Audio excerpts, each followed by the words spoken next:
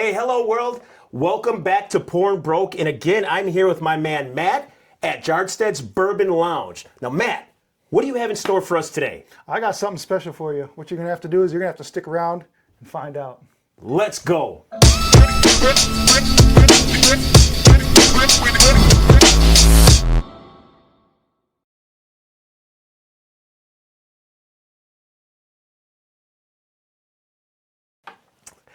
Again, welcome back to Porn Broke. I'm Brad. I'm here again with Matt. Matt's been gracious enough to allow me and the viewers back into Jarstad's Bourbon Lounge. Absolutely. And from the last episode, you guys remember this amazing setup that he has. I love coming back here because I know it's going to be a banger. Never know what it's going to be, but I know it's going to be a banger. Matt, today, what are we doing? Man, we got something special for you. This one's a little bit of a controversy pour. Oh. But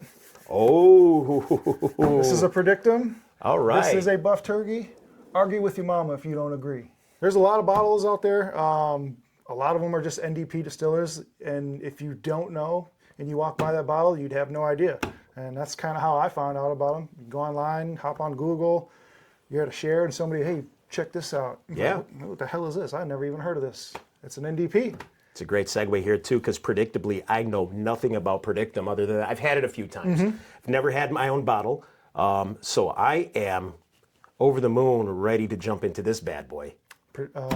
Buff turkeys are great pours, man. I would definitely say that's right up my flavor profile. I'm definitely trying to get more of not only these, but maybe other buff turkeys. I do got a couple more, but I'm always looking for more. These are definitely fits my flavor profile. And we are on Open It, so you know what we do? We're gonna open it. That's a rat-a-tat, man. Let's do this. All right. So yeah, let's go. Let's open these up. And Praedictum right here, 15-year. Mm-hmm. And what was turkey? And 117 proof? Mm-hmm. Ooh. I believe, yeah. 112 proof. 112 proof. See, I caught a buzz just looking at the bottle. You know, this buff turkey's already kicking my ass here, man. So let's get to this.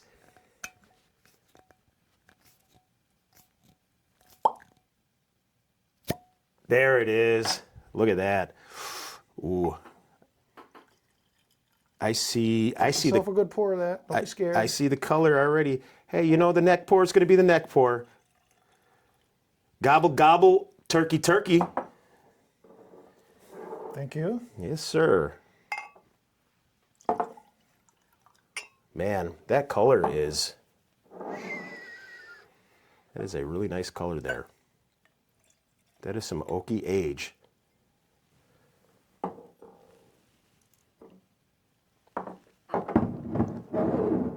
That is some oaky age there. 15-year buff turkey Praedictum. So this is an NDP. NDP, yeah. Out of Kentucky. So yeah, obviously the story behind the buff turkey was Buffalo Trace was contacted by Wild Turkey.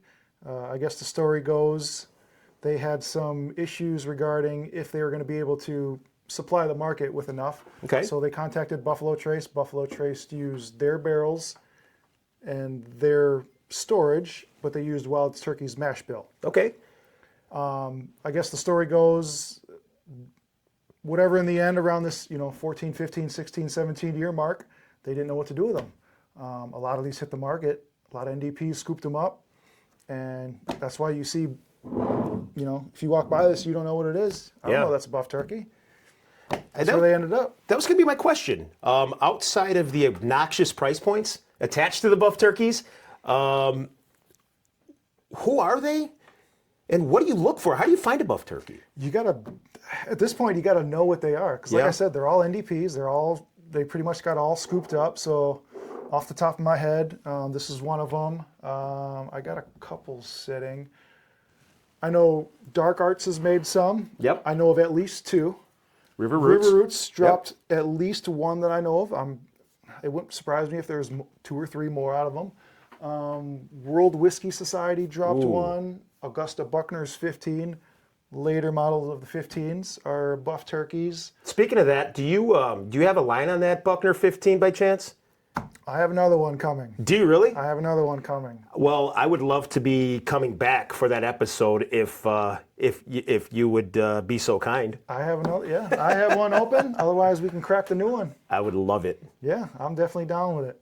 But yeah, there's a whole bunch of different NDPs that drop these buff turkeys. That's interesting because I don't know if it's the placebo effect or if it's just really there. I'm getting that that turkey, that funk, and then that Buffalo Trace sweet. So it's funny that you say funk. A lot of people actually, when they're tasting these, that's one of the descriptions that they say. They say funk. Gobble gobble, man. So That's surprising, yeah. That's that wild turkey. I'm jumping in. This nose is really different. Look how that coats that glass. I get the funk front on the nose. Absolutely. I get the funk finish on the palate. I get the sweet up front. It's interesting because I get more of a funk. Man, it's like the nose. I'm being reminded of the nose at the finish. It's not necessarily the taste, but it's just it's interesting how they make that, and I'm sure that's by design. It's a very oily pour, so it stays, it sticks. You're able to pick it out. Good point. It's weird that the palate and the finish, it mends together, and they kind of, it's a very smooth transition because it stays. Praedictum buff turkey. Have you had it? Drop a comment. Let us know. Have you had any buff turkey? If you've had a buff turkey, I mean, what would the direction be? Where do you go? What do you want? Who's the one out there? What's the one to go get? Buff turkey. I definitely want to see what people's favorites are. Let's keep this conversation going. I mean, this is really a real interesting topic that can, like you said, by all intents and purposes, it may continue. But who knows? We may be in the middle of something that'll never be back. It's very possible. It's very, very possible. These are heavy hitters for me, man. I love getting these.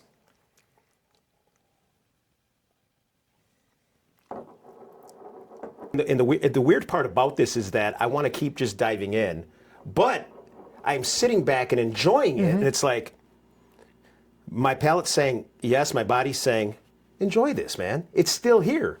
Enjoy it. There's still plenty more. Buff turkey, gobble gobble. Man, I love it. I love the story behind it too, and I'm interested in hearing about what people have to say about that. I mean, there's no wrong answer. There's multiple different ways to describe the situation.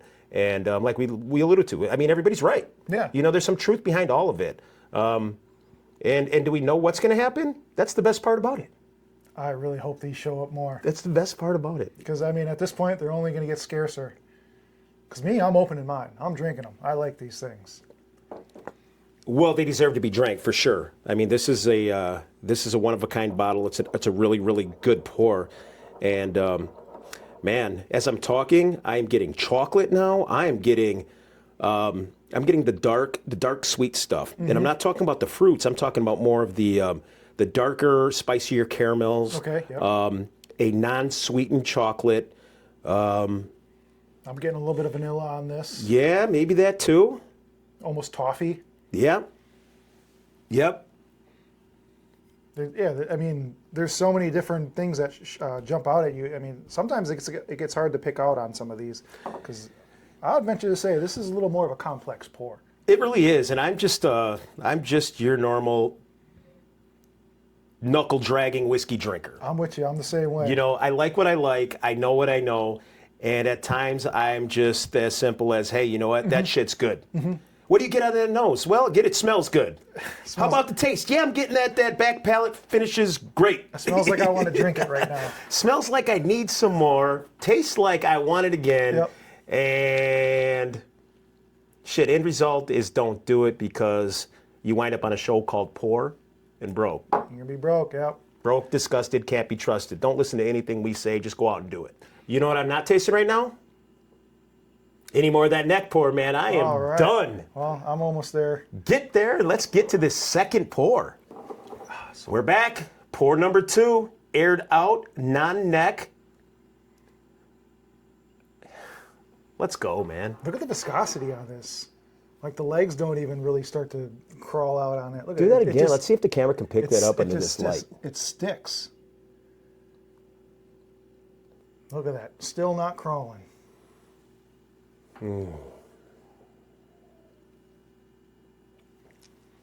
What do you like about this pour? First of all, that I like that it's here and it's available to me. Second of all, I like that I've begun my journey into these buff turkeys, and this is a great reminder of the marriage between two heritage distillates. I mean, the moment I start thinking that, hey man, you know, I'm catching all of that Buffalo Trace profile, is when I get that spice funk that's associated with turkey in general. You know what I mean? It's so weird how it's one thing and then it flips. What I'm saying. And then you think you're pinpointing something, all of a sudden, bam. It hits you you're back and it reminds you. Yeah. I think what this one did was it really softened the blow. The first time around, I'm still getting the same math problems that I got the first time, meaning 2 + 2 = 4 kind of thing, and I'm still coming to the same conclusion, but it is softened up to the point, and what I mean by soften up, it is opened up to more of the notes. Now, I'm slowly sipping on this because I'm getting past all of the nuances, the hang around time. You know, the guy slam dunk, he's hanging on the rim. I mean, he's hanging on the ribs right now, you know? And through that, though, I'm trying to decipher what are the prominent noses right now. Is it the Russell side or is it the Buffalo Trace? So the problem with these is you can get a pour of this and it lingers so much you can still taste it. You know, it's easy to pick out stuff after you haven't had a sip for a while, but it's so easy to go back and sip on this and try and pick for more. And that's the thing. The problem I'm having right now is the fact that I know it's a buff turkey. So my mind can't get over the fact that this is two distillates like in a heritage marriage here. Had I not known, what would you think if I handed you this and just said drink without telling you buff turkey, or maybe you didn't know what buff turkey is? Sure. What if I didn't say anything about Buffalo Trace, or I didn't say anything about wild turkey? I just said, hey, I have this. Try this. What do you think? And that's a great question. What I would say is I know there's some age behind this bad boy. I am now starting to see the equivalent of an oak nose, the standard oak nose, but not an oak, double oak kind of situation, but an aged oak. You know, you can tell that this bottle, this juice has been sitting in a barrel for a little while. Yeah. Easy to pick out. Yeah. Funk aside, breaking it down to the oaky part, it's not a forced oak, it's an aged oak. That with the sweet, but it's awesome because that sweet gets beat back by that funk. So it's almost like I'd be lying if I told you that I can't remove the thought of this being two major distillates combined. And that's where my struggle is right now. I would love, to your question, and to answer your question, I would love to have this not knowing it was a buff turkey. This is one of those ones where somebody just needs to hand it to you and you say, hey, try first, I'll tell you after. Man, this is a treat. It's a good pour. It's a really good pour. 112 proof. So now I'm getting a little bit of the proof. I'm getting a little bit more in the hug now, in the ribs. But it's not, but I'm like saying, it's punching up though. I mean, it's not 100. I mean, this isn't your typical 112. And what I mean by that is a lot of the people, a lot of the juices, cut this shit out. A lot of the bottles that play in that sandbox are either trying, nobody's ever trying to like proof their stuff down. They're all trying to punch their way up. And sometimes you see that 108 to 112 range, you have people reaching for that, hey, I want it to taste 120, but at 112, so there's a little more of that ethanol hit, and you lose some of the notes. This one right here, it just seems to be, hey, I was born like this, and you're gonna get what you're gonna get. We're punching up, but we're only here. But we're not punching up with an artificial punch. This is just like old school, take you around the ring with the jab, walk away kind of thing, and I've been doing this forever, and you're gonna get the best of what we have. there's a lot going on here in this pour, and I think that's what makes it great. You know, it coats, it sticks around. You're able to pick it up. You can find your flavor profiles that you like. You know, for me, like I said, I like the fruit forward stuff, dark fruits, strawberry, raspberries. When I see those, it's almost an instant like for me. And all these buff turkeys typically hit on that. So that's why I'm definitely gravitating towards a lot of these. You know what? I mean, this gives me really a kind of the roller coaster the second time around. I mentioned the chocolate, the non-sweet chocolates, the spicy sweets, that kind of thing, first time around, and now I'm really getting the Buffalo Trace flavor profile.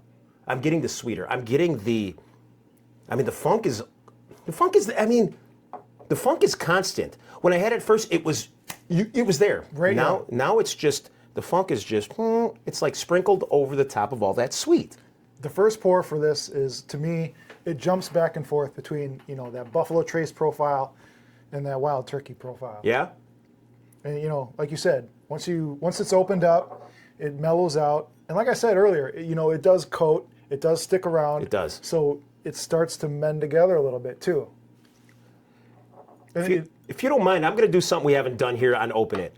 I'm going to actually pour just a little bit more. After this one, I want to pour a little bit more into this big mouth, and then just see if it goes back to the original profile, or see if this is the longer laster. Cool. Let's try it. All right. I'm going to try it too. If you guys are still watching, good looking out. Hit that thumbs up, hit that like, subscribe, That's comment right. below. We That's want to right. hear what you think. Let us know if you know where Jarstad's Bourbon Lounge is. If you do, you might have a prize coming your way. Not anybody that's been here before either. Speaking of prizes coming the way, I'm giving away a bottle of either E.H. Taylor or Eagle Rare to a subscriber on Monday, just for being subscribed. Hell yeah. Because that's what we do here on Pouring Broke. Can't go broke unless you're giving shit away. I'm always down to win some prizes. Man, you know what I mean? You can give me a old Jack number 7. I'm not complaining. That's the one I wouldn't take. I'd take it simply because I can give it away at Yeah. family function. Or you got any mixers? Yeah, you're not mixing my lot B. Here you go. You know what I mean? Go ahead. Oh, sure, you can take that with you too when you leave. Oh, which one here? You doing that one? All right. Yeah. Yeah, so the sting off the nose is gone. But the taste is really, really prevalent there. You know what? I think Bardstown was onto something with these big mouths. I'm surprised that you mentioned that, because I feel like that ethanol gets a little trapped in this still. And that's, Glens are designed to do that. It's designed to keep that profile there, which is amazing in its own right. But there's a time and place for this too. And I think the time and place for this is for a bottle like this. I never really thought about that, but I naturally gravitate to this if I'm having a pour. Okay. This is my first grab. And you got these from Bardstown? Bardstown. When you do your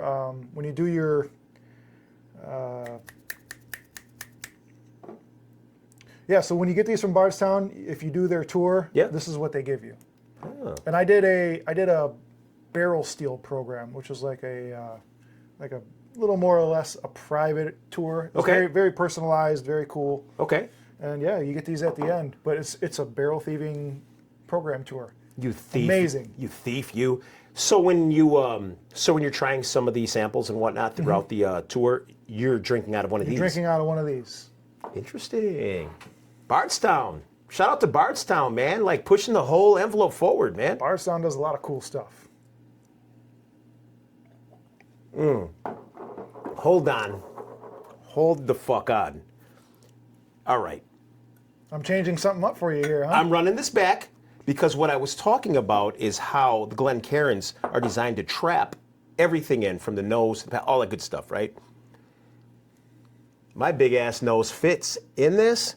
So what this just did, what I didn't get the first time, or I just wasn't paying attention, is that while I was taking my sip, my nose was in the glass, so I actually got the nose and the palate at the exact same time.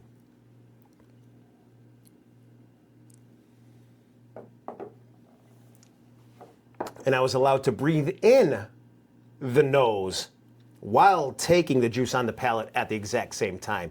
Recognized right now. Wow. What do you think?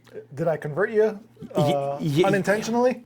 I love it. I don't like it like an old-fashioned glass, but I love probably the, what do you call it? The halfway point between the two. It still has it's still going to trap some. It's big enough to allow both the nose and the mouth. I mean, there's more surface area if you're going to spin and coat. Scientifically, that would open it up a little more, wouldn't it? It really does. And I think what some of these distillates need to do is incorporate something like this to their tastings, because if you have good product, this will accentuate it. We speak about how Bardstown is this high technology, technology forward. Absolutely. I mean, we're talking about just a simple product. You got a mash bill, you're aging it for years and years, and they've been doing it. It's America's native spirit. You know what I mean? And I think Bardstown is onto something here when it comes to just the shape of these glasses. I might have to go online and see if I can scoop up some more of these, because I only have the 2. Leave a comment. What are these called? What are these glasses called? Check out Bardstown for us. I mean, I don't know. It's not a Glen. It's shaped like it's like Glen's short, fat little brother. It's a short, fat cousin. Yeah, short, fat cousin of a Glen. Call it a Mario. Or Jake. Call it a Brad. Well, no, they call that little nail a Brad. Let's call this a Brad. Let's call this a Brad from Bardstown. So it's Bardstown, B-A-R-D, not B-R-A-D, so we're onto something here. Bradstown. That's right. Got a Bradstown Glen. We got a Brad Glen. We got a Brad Glen. You might be onto something. But back to business, having the nose and the palate combined like that, that's a game changer. That's different. So I've never nosed a funk and swallowed a sweet at the same time until just now. Okay. And I've also never had a Wild Turkey Buffalo Trace product in front of me where I am trying to dissect it either. So this is just a game changer for me right now. This is interesting. It really is. This is new territory for you. It really is, and I'd be remiss. I appreciate this. I appreciate you, opening this bottle for us and the viewers out here. When we do this on Pour and Broke, on Open It, we hope to have a good reaction on the bottle. We hope to be able to bring some juice to the table that can, then create some interest. This was a surprise to me, and man, I'm at a loss for words right now with what's going on right here. I kind of am too, because I mean, we got the new Glens. There's so much going on here. We had the whole segment where this kind of just flabbergasted your mind. That's right. It fiberglassed me. You didn't even know what to say at this point. Didn't. So, and you know what? And I didn't think about it the first time around. But the second time around, when I go in here and guys, big ass nose and it fits, I'm telling you. I kind of just naturally went for these Glens when I get a pour. I have these, but these typically sit to the side unless I got people over and I exhausted my 2 glasses that I have with friends. So I kind of just naturally went to this. But now that you say something, going back and forth, that's a good everything you say is, it's true. That's a really good point, though. But you gravitate towards these initially. Always, yeah. I don't know why. It was just kind of in the back of my mind. I didn't think. I gravitate towards this, and this is what I grab. And now, I never really had the connection until you brought it up, and now it kind of makes sense. Guys, if you're still tuned in, we really appreciate it. Listen, drop some comments. Let us know, man. This is a really, really good episode. And what I mean by that is we dug deep into the Buffalo Trace Wild Turkey marriage, right? And we did that in ways that we weren't expected to do it. This wasn't a gimmick. This is the first time I did it, and I will do this moving forward as well, because I think it adds another level to the complexity. But I think, I'm sorry, it doesn't add another level to complexity. I think it answers some questions to the complexity that is a buff turkey bottle or any unicorn. I think we deserve the ability to be able to dissect this stuff inside and out and enjoy it at the same time. I think it's going to answer some questions. I really think that this could be a game changer. I don't know. I'm going to do it. I hope you guys do it. Check it out. Let us know what you think. Matt, again, Jarstad's Bourbon Lounge. Thanks for having us back. I hope we can come back again. And if you haven't already, please like, subscribe, drop in the comments, tell us how terrible we're doing. And you know what? Check us around the next time, because you know what? You never know what the fuck we're going to bring, but it's going to be a banger. There's always bangers coming. Peace.